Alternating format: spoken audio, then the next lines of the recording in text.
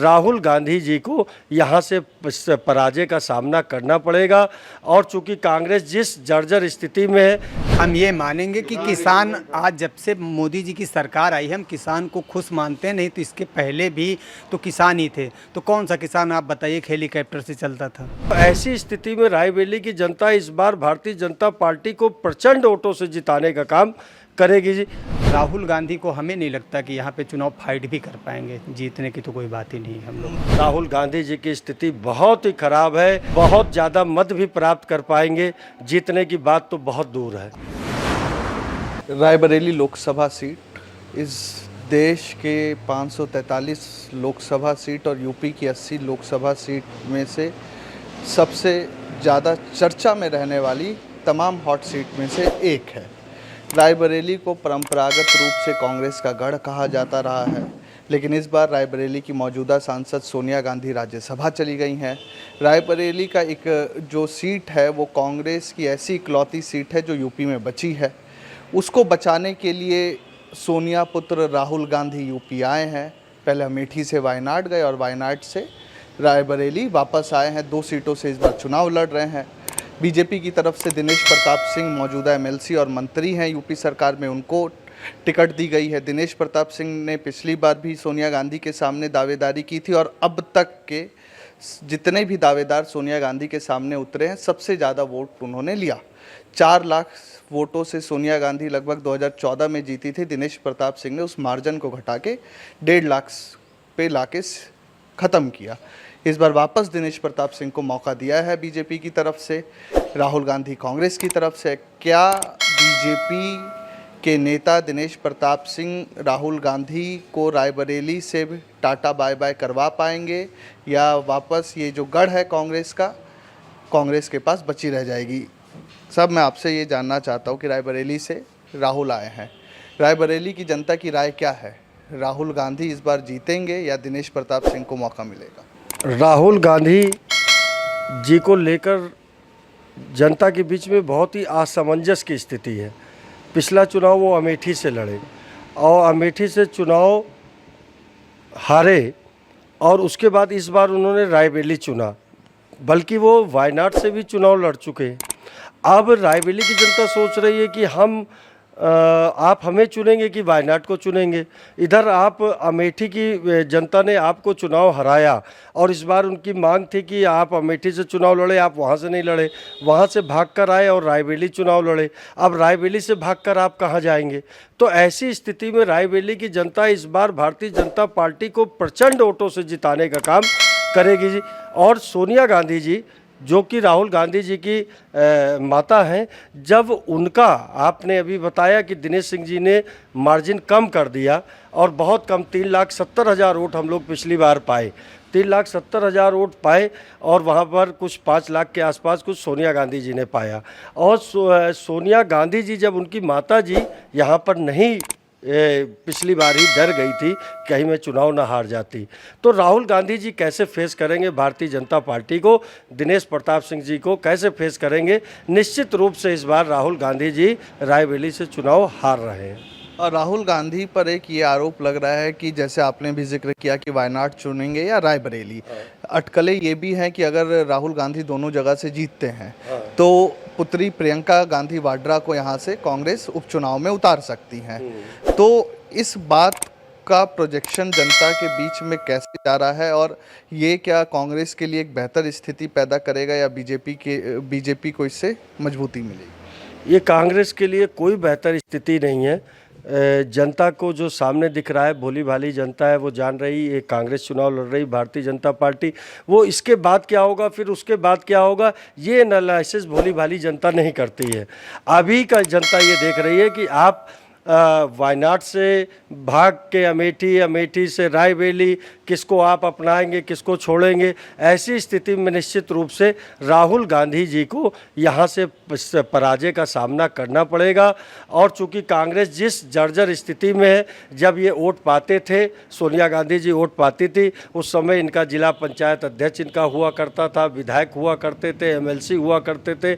आज कोई भी कांग्रेस का नहीं है। सब जिला पंचायत अध्यक्ष भी भारतीय जनता पार्टी का है, एमएलसी भी भारतीय जनता पार्टी का है। आज केंद्र में, राज्य में भारतीय जनता पार्टी की सरकार है। पिछली बार ही ये चुनाव हारते हारते सोनिया जी बची थी। इस बार निश्चित रूप से राहुल जी चुनाव हार जाएंगे और मोदी जी की जन कल्याणकारी योजनाओं की जीत होगी। जिस प्रकार उन्होंने आम जनता को, आम जनमानस को, अंतिम पायदान में बैठे हुए गरीब व्यक्ति तक उनकी जनहितकारी योजनाएं पहुंची हैं, उनका परिणाम इस बार हमें लोकसभा के चुनाव में देखने को मिलेगा। राहुल गांधी जी की स्थिति बहुत ही खराब है। पब्लिक उनके प्रति बहुत असमंजस और भ्रम की स्थिति पैदा है। ऐसी स्थिति में मुझे नहीं लगता है कि वो बहुत ज़्यादा मत भी प्राप्त कर पाएंगे। जीतने की बात तो बहुत दूर है। आपने जन कल्याणकारी योजनाओं की बात की। राहुल गांधी का कहना है कि ये सिर्फ हिंदू मुस्लिम की राजनीति है। राशन हमारे टाइम पे भी मिलता था, आवास भी मिलता था। आवास तो शुरू ही हम लोगों ने किया, पंडित नेहरू के बाद के कार्यकाल से आवास शुरू हो गया था। इतनी पुरानी योजना है, बस नामों का कायाकल्प करके हमारी योजनाओं को चला रहे हैं। जनता नहीं है, बेवकूफ़ नहीं है। आज उन्हीं योजनाओं का लाभ मुस्लिम समाज के भी भाई हमारे ले रहे हैं। उन्होंने कोई बंटवारा नहीं किया कि किसान सम्मान निधि या आयुष्मान कार्ड योजना सिर्फ हिंदुओं के लिए है, ये सिखों के लिए नहीं है, ये मुस्लिम के लिए नहीं है, सबके लिए है ये योजना। हमने कोई वो नहीं किया। जहाँ लेकिन देश की बात आती है, राष्ट्र की बात आती है, अपनी मिट्टी की बात आती है, तो वहाँ हम भारत माता की जय करते हैं। तो उसमें आपत्ति क्यों है? ये बताइए कि इस बार चुनाव है, दोबारा से राहुल गांधी दिनेश प्रताप सिंह का मुकाबला है। दिनेश प्रताप सिंह वही है जो कभी सोनिया गांधी के एकदम खास होते थे, ठीक? उन्हीं के घर पंचवटी से पूरा रायबरेली की राजनीति वो हैंडल करते थे सोनिया गांधी के लिए। इस बार राहुल गांधी को पटखनी दे पाएंगे वो? बिल्कुल दे पाएंगे, क्योंकि भारतीय जनता पार्टी चुनाव लड़ रही है। हम लोगों के साथ दिनेश प्रताप सिंह जी जो प्रत्याशी हैं, आपने कहा अभी कि वो सोनिया गांधी जी के साथ, देखो एक पार्टी है, आप पार्टी के टॉप लीडर हैं तो आप वो कुछ भी कहें कि भाई वो कांग्रेस में कभी थे, लेकिन आज वो 10 साल से भाजपा में हैं। और भारतीय जनता पार्टी में उन्होंने जितनी 5 सालों में मेहनत की है, उस वो एक दिन का मेहनत भी जो हमारी माननीय सोनिया गांधी जी सांसद थी यहाँ पे, वो 5 सालों में एक बार आई भी नहीं है। तो उनके मेहनत से जो पब्लिक में सुख दुख आग लगी, कहीं किसी को दुख हुआ, तकलीफ़ हुआ, अगर उसमें वो जा रहे हैं, अगर मदद कर रहे हैं लोगों के साथ जो है मिल बैठ रहे हैं, क्योंकि हमारे ज़िले के हैं, हमारे यहाँ के जो है पहले भी कई पदों पर रह भी चुके हैं, तो कहीं ना कहीं जो है राहुल गांधी को हमें नहीं लगता कि यहाँ पे चुनाव फाइट भी कर पाएंगे। जीतने की तो कोई बात ही नहीं। हम लोग मुद्दा क्या लेके जा रहे हैं? मुद्दा क्या है जनता के बीच में? राम मंदिर है, रोजगार है, महंगाई है, ऐसी है? नहीं, राम मंदिर तो धर्म, देखो राम से तो हमारा धर्म है, वो राम का हम नाम दिन में 10 बार भी लें, लेकिन वो राजनीतिक मुद्दा नहीं है। लेकिन बस ये है कि अगर मुद्दा की बात करते तो हमारे लिए तो बहुत बड़ा मुद्दा एक ही है कि हम लोग तो सांसद को केवल देखना चाहते हैं कि 5 साल में जब जीते तो एक बार और 2 बार आ जाए, देख ले। हम तो सोनिया जी से हम लोगों ने ये सीखा है कि एक बार जीत के जैसे जाती है तो 5 साल बाद हम लोग चुनाव में ही देखते हैं। हम लोग ये अब की पूरी पब्लिक में जो जनाधार पब्लिक में फैला हुआ है, जो एक लोगों में बातचीत है, वो है कि हम लोग वैसा सांसद चाहते हैं जो कि कम से कम महीने में एक बार तो उससे मिला जा सके। यहाँ 5 साल चुनाव से चुनाव मिलेंगे तो हम लोग वैसा सांसद नहीं बनाना चाहते। इसलिए पब्लिक जो है इसी विषय पे ज़्यादा वो करे कि स्थानीय नेता हैं, हमारे सुख दुख में खड़े रहते हैं, और भारतीय जनता पार्टी का जो नेतृत्व है उस पर जो है पब्लिक को और आम जनमानस को काफ़ी खासा भरोसा भी है। भाई साहब, मैं लोगों से बात कर रहा था तो कुछ लोग ये भी बता रहे हैं कि पब्लिक का चुनाव है, पैसे का चुनाव होता तो दिनेश प्रताप सिंह जीत जाते, पब्लिक का चुनाव है तो राहुल गांधी जीतेंगे। नहीं, ऐसा नहीं है। यहाँ पे भारतीय जनता पार्टी से माननीय प्रधानमंत्री नरेंद्र मोदी जी का जो है और कमल उनका खिलाया जाएगा। बाकी ये व्यक्तिगत विशेष जो लोग यहाँ बोल रहे हैं, ऐसा जो है नहीं है। बाकी मंत्री जी का भी जो है बहुत ही सम्मान ज़िले में बहुत ही ज़्यादा, और अब की बार पूरा प्रयास है कि मंत्री जी को सांसद बना के दिल्ली भेजा जाएगा। सोनिया गांधी मोदी जी की 10 साल उसे लगभग 4 टर्म रही ना सांसद यहाँ पर, 2004 से 4 टर्म सांसद रही, तो उनके कार्यकाल में निफ्ट भी आया, रेल कोच फैक्ट्री भी आई, एम्स भी आया। बाकी लोग बताते हैं कि जो विकास परियोजनाएं आती थी वो यूपीए सरकार ने बंद करवा दी। नहीं, ऐसा एनडीए सरकार ने ऐसा नहीं है। एम्स भी चल रहा है, रेल कोच भी चल रहा है। आज की डेट में मान लीजिए सरकार भाजपा की है तो जो भी कर्मचारी हैं, जो भी उनका वेतन है सरकार से ही आ रहा है। तो ऐसा नहीं किया जा रहा है। सारा कार्य जो है नरेंद्र मोदी जी के कार्यकाल में जो है जितना विकसित हुआ है हमारा रायबरेली, आज की डेट में जो है रोडे, हाईवे, कॉलेज सब एकदम बढ़िया जा रहा है कि हम लोग चाहते हैं कि बस सरकार इन्हीं की बनी रहे।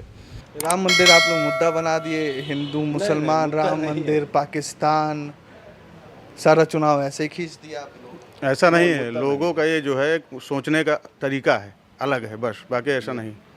एक इटावा में पड़ता है, इटावा ज़िला, उसमें रहता था पहले निर्भय। उसके पास थी 1000 गाय और खुलेआम गाय से खेत चरते थे लोगों के। वो लोग क्या, वो भी जीते थे, वैसे रहते थे और अच्छा होता था।